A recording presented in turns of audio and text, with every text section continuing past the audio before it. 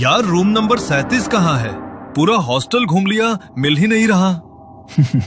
क्या ढूंढ रहे हो? लगता है नए हो हॉस्टल में। हाँ, आज ही आया हूँ। सब फ्लोर चेक कर लिए, 3rd, 2nd, लेकिन रूम 37 कहीं नहीं दिखा। ओह, वो रूम बंद है। उसे 4थे फ्लोर पर शिफ्ट किया गया है। ऊपर जाओ, वही मिलेगा। अच्छा, ठीक है, थैंक यू। वैसे एक बात बताऊं, तेरे रूममेट्स थोड़े टेढ़े हैं। रैगिंग से थोड़ा बचकर रहना। ओह, ओके। समीर उसकी बात सुनकर थोड़ा डर गया। पहली बार गांव से बाहर पढ़ने आया था। रैगिंग का नाम सुनते ही दिल में अजीब सी बेचैनी भर गई। वो अपने रूम में पहुंचा। अंदर कोई नहीं था।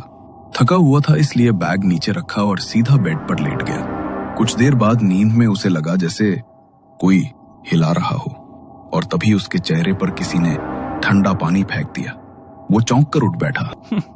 अरे, हमारे आने से पहले सो भी गया तू? नया मुर्गा है और हमें सलाम किए बिना बेड पर चढ़ गया। वो जब आया तो कोई नहीं था।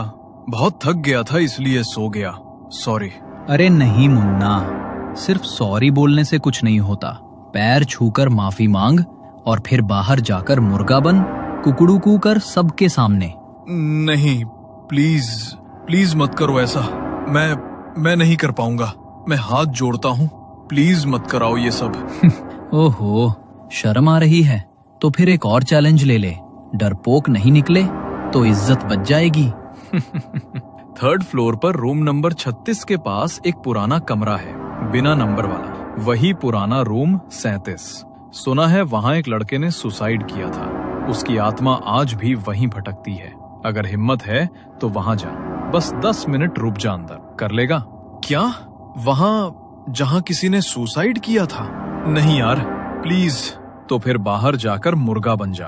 दोनों में से एक चुन, रूम या रैगिंग। अगर दोनों से मना किया तो कल सुबह तक तेरा नाम हॉस्टल से गायब होगा।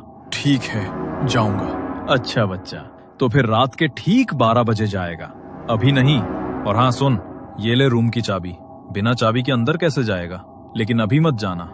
असली मजा तो तभी है जब घड़ी रात के ठीक 12 बजाए। समझ गया ना? विक्की और उसके दोस्त हर नए स्टूडेंट के साथ यही करते थे।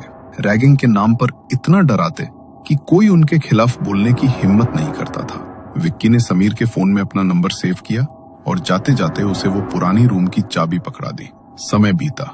घड़ी की सुई धीरे धीरे 12 के पास पहुंचने लगी। समीर अपने बिस्तर पर बैठा कांप रहा था। दिल जोर से धड़क रहा था। फिर उसने एक गहरी सांस ली और नीचे 3rd फ्लोर की तरफ चल पड़ा। जैसे ही वो सीढ़ियों से नीचे पहुंचा, उसके फोन पर विक्की की वीडियो कॉल आने लगी। ना चाहते हुए भी समीर ने कॉल उठा ली। अरे वहीं क्या जम गया बे? चल आगे बढ़, दरवाजे तक जा और ताला खोल। हाँ, जा रहा हूँ। समीर ने फोन का बैक कैमरा ऑन किया, धीरे धीरे आगे बढ़ा और पुराने रूम नंबर 37 के सामने जाकर रुका। उसने चाबी ताले में डाली। धातु की चर चर आवाज पूरे कॉरिडोर में गूंज उठी। दरवाजा खुलते ही अंदर से सड़ांध की बदबू का झोंका आया। समीर ने कांपते हुए अपने फोन की टॉर्च ऑन की और तभी वीडियो कॉल अचानक कट हो गई। अरे, ये वीडियो कॉल तो कट हो गई। दोबारा करता हूँ, वरना ये सब बोलेंगे कि मैंने जानबूझकर वीडियो कॉल कट की और सबके सामने रैगिंग करेंगे मेरी। समीर ने उन्हें दोबारा से वीडियो कॉल की, लेकिन कॉल लग ही नहीं रही थी। तभी उसे कमरे में किसी की हलचल महसूस हुई, जैसे कोई अपने दबे हुए कदम बढ़ाते हुए उसी के पास आ रहा हो। कौन है? कौन है यहाँ? समीर के इतना पूछते ही वहां पर होने वाली कदमों की वह हलचल अचानक शांत हो गई। समीर को भी लगा शायद वो उसका वहम है, मगर तभी कमरे की खिड़की अचानक खुली और तेज आवाज के साथ बजने लगी। अचानक किसी ने पीछे से समीर का पैर पकड़ा और समीर मुंह के बल जमीन पर गिर पड़ा। उसके माथे से खून बह रहा था। वो घबराता हुआ जल्दी से उठा और दरवाजे की तरफ भागने लगा, पर जैसे ही उसने दरवाजा खोलने की कोशिश की तो दरवाजा मानो जाम हो गया। तभी समीर को अपनी गर्दन पर किसी की गर्म सांसें महसूस हुई। उसके कंधे पर किसी ने अपना हाथ रखा। समीर घबराकर जोर से चिल्लाया और उसने जैसे ही पीछे मुड़कर देखा तो जतिन और राकेश उसके पीछे खड़े थे और उसकी वीडियो बनाते हुए जोर जोर से हंस रहे थे। तू तू तू एक नंबर का फट्टू चंद निकला। देख तो इतना बड़ा होकर भी कैसे डर रहा है। तेरी तो हमने वीडियो बना ली है और अब तेरी ये वीडियो पूरा कॉलेज देखेगा। नहीं, प्लीज प्लीज ऐसा मत करना। देख, ऐसा तो होगा। अब रूल तो सबके लिए एक जैसा ही है ना। रैगिंग तो सब स्टूडेंट्स की होती है। तेरी नहीं हुई तो पुराने वालों के साथ अन्याय हो जाएगा। एक काम कर, इसके कपड़े भी उतार, उसकी भी वीडियो बनाएंगे, फिर असली वीडियो पब्लिश होगी। नहीं, प्लीज नहीं। वे दोनों जबरदस्ती समीर को उसके कपड़े उतारने के लिए परेशान करने लगे, मगर समीर ने उन्हें धक्का देकर वहां से भागकर रूम में जाकर बैठ गया। रूम में विक्की था। उसे देखकर विक्की गुस्से से भर गया। तू भागकर ऊपर आ गया। हमारी एक बात ना मानने का अंजाम तुझे पता है। कितना बड़ा खामियाजा भुगतना पड़ेगा अब तुझे इसका। विक्की समीर की ओर बढ़ ही रहा था कि तभी उन्हें राकेश के चिल्लाने की आवाज आई। उसकी आवाज सुनकर विक्की जल्दी से नीचे की तरफ भागा और देखा कि जतिन उस बंद कमरे के बाहर खड़ा है और राकेश वहां पर नहीं है। राकेश कहाँ है? और तू ऐसे बुत बनकर क्यों खड़ा है? बोल ना, क्यों चिल्ला रहा था राकेश? वो समीर जैसे ही ऊपर भागा तो अंदर किसी के पैरों की आवाज आई। राकेश तो आराम से खड़ा था, कोई और दिख भी नहीं रहा था वहाँ, मगर किसी ने उसे पकड़ा और खिड़की से धक्का दे दिया। क्या? ये तू क्या बोल रहा है? नीचे सब लोगों की भीड़ लग गई है यार। अगर मैं फंस गया तो, क्योंकि अंदर उसके साथ कमरे में मैं ही था। डर मत, कुछ नहीं होगा। पहले नीचे चलते हैं हम। वो दोनों घबराते हुए नीचे गए तो वहां हॉस्टल के सभी बच्चों और टीचर्स का जमावड़ा लगा हुआ था। नीचे जमीन पर राकेश की डेड बॉडी पड़ी हुई थी। थोड़ी देर बाद पुलिस की टीम आई और उसकी बॉडी को वहां से उठा कर ले गई। पूछताछ के लिए उन्होंने स्टूडेंट्स से बात की और सीसीटीवी की फुटेज चेक की। पहले तो उन्हें जतिन पर शक हुआ, मगर जतिन ने जब अपने फोन की वीडियो उन्हें दिखाई तो पुलिस वालों को उसे छोड़ना पड़ा, क्योंकि उसके खिलाफ उन्हें कोई ठोस सबूत नहीं मिला। एक हफ्ता बीत गया। जतिन और विक्की राकेश की मौत के सदमे में थे। बहुत दिनों बाद आज उन्हें नींद आई थी, मगर जैसे ही घड़ी में रात के ठीक 12 बजे उनकी खिड़की पर एक दस्तक हुई। उस आवाज से जतिन की नींद टूट गई। उसने उठकर देखा तो आसपास कोई नहीं था, मगर जैसे ही वो वापस अपने बिस्तर की तरफ जाने लगा, पीछे से उसे किसी का धक्का लगा और उसका सिर सीधा सामने टेबल पर जाकर लगा। उसके माथे से खून निकलने लगा। वो डरता हुआ पीछे की तरफ मुड़ा तो एक भयानक परछाई उसके सामने खड़ी थी, जो उसी की तरफ बढ़ती हुई आ रही थी। डर के मारे जतिन के मुंह से चीख भी नहीं निकल पा रही थी। उस परछाई ने उसे हवा में उठाया और सामने की दीवार की तरफ फेंक दिया। वो दीवार में इतनी जोर से जाकर लगा कि उस आवाज से कमरे में सो रहे विक्की और समीर की नींद टूट गई। समीर ने जल्दी से रूम की लाइट ऑन की तो देखा कि जतिन जमीन पर गिरा हुआ है और सामने की दीवार उसके खून से सनी हुई है। उसे देखकर वो दोनों घबरा गए और उसकी तरफ दौड़े। ये क्या हो गया तुझे जतिन? ये सब किसने किया तेरे साथ? मैं अच्छी तरह जानता हूँ ये सब तूने ही किया है समीर। अगर जतिन को कुछ हुआ तो मैं तुझे छोड़ूंगा नहीं। विक्की ने जतिन को उठाया और हॉस्टल की गाड़ी में उसे जल्दी से अस्पताल लेकर गए।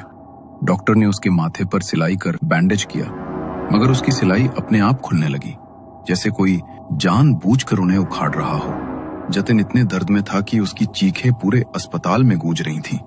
डॉक्टर, विक्की और समीर जल्दी से उसके पास दौड़े तो उसका पूरा चेहरा खून से भर गया था और वो बड़े ही भयानक तरीके से चिल्ला रहा था। डॉक्टर ने उसे संभालने की कोशिश की, मगर वो अचानक हवा में उठ गया और बहुत तेजी से जमीन पर गिर पड़ा। नीचे गिरते ही उसकी मौत हो गई। किसी को भी अपनी आंखों पर यकीन नहीं हो रहा था कि जतिन के साथ ये सब कैसे हुआ। विक्की सदमे में था, क्योंकि पिछले एक हफ्ते में उसने रहस्यमय ढंग से अपने 2 दोस्तों को खो दिया था। कुछ दिन बाद वो हॉस्टल के अपने कमरे में बैठा था। तभी समीर कमरे में आया और अंदर आते ही विक्की उस पर झपटा। मुझे अच्छी तरह पता है ये सब तूने किया है। बोल ना साले, तूने ही किया है ना? तू यहाँ आया है तभी से ये सब हो रहा है। मेरे 2 दोस्त मारे गए, मैं तुझे छोड़ूंगा नहीं, मार डालूंगा मैं तुझे। विक्की ने दोनों हाथों से समीर की गर्दन दबानी शुरू कर दी, मगर समीर के चेहरे के भाव देखकर विक्की का दिल बैठ गया, क्योंकि समीर के चेहरे पर एक भयानक मुस्कान थी और उसकी आंखों से खून टपक रहा था। डर के मारे समीर की गर्दन से विक्की के हाथ की पकड़ छूट गई और वो अपने कदम पीछे हटाने लगा। अभी तो बस उन दोनों की ही जान गई है, लेकिन तेरा मरना तो अभी बाकी है। जब तक मैं तुझे नहीं मार लूंगा तब तक मेरा बदला पूरा नहीं होगा। बदला? कैसा बदला? तुम्हारा दिमाग तो खराब तो नहीं हो गया है समीर? तुम ये कैसी बातें कर रहे हो? किस बात का बदला लेना चाहते हो तुम मुझसे? बदला याद करो 11 सितंबर की रात तुमने क्या किया था? भूल गए हो? या मैं याद दिला दूं? समीर ने जैसे ही 11 सितंबर का नाम लिया तो विकी की आंखों के सामने मानो एक फ्लैशबैक चल पड़ा। तुम लोग प्लीज मुझे परेशान करना बंद कर दो, मेरी वो वीडियो डिलीट कर दो, वरना मैं इस खिड़की से कूद जाऊंगा। अरे तो कूद जाना, तेरे कूदने से हमें क्या मतलब? तू चाहे जी या मर, इससे हमें कोई लेना देना नहीं है। वीडियो तो डिलीट नहीं करेंगे, कूदना है तो कूद जा। नवीन खिड़की के पास खड़ा था। वो तीनों उसे डराने के लिए जबरदस्ती उसे पुश करने लगे, मगर मजाक में नवीन का पैर सच में फिसल गया और वो सीधा वहां से नीचे गिर गया। गिरते ही मौके पर उसकी मौत हो गई और वो तीनों वहां से भाग गए। नवीन का उसके बड़े भाई समीर के अलावा इस दुनिया में कोई नहीं था। जब उसके भाई को ये बात पता लगी तो वो बुरी तरह टूट गया। नवीन बहुत बार अपने भाई को उन तीनों के बारे में बताता था। समीर उसे वहां से वापस लाना ही चाहता था, मगर इससे पहले वो उसे वहां से लेकर आता, उससे पहले ही वो चल बसा। तू चिंता मत कर मेरे भाई, तेरा बदला तो मैं लेकर ही रहूंगा। मैं अच्छी तरह जानता हूँ उन तीनों ने ही तेरे साथ ये सब किया है, मैं उन्हें छोड़ूंगा नहीं। समीर ने अपने आंसू पोंछे और एक पुराने बुक स्टोर से वो किताब लेकर आया।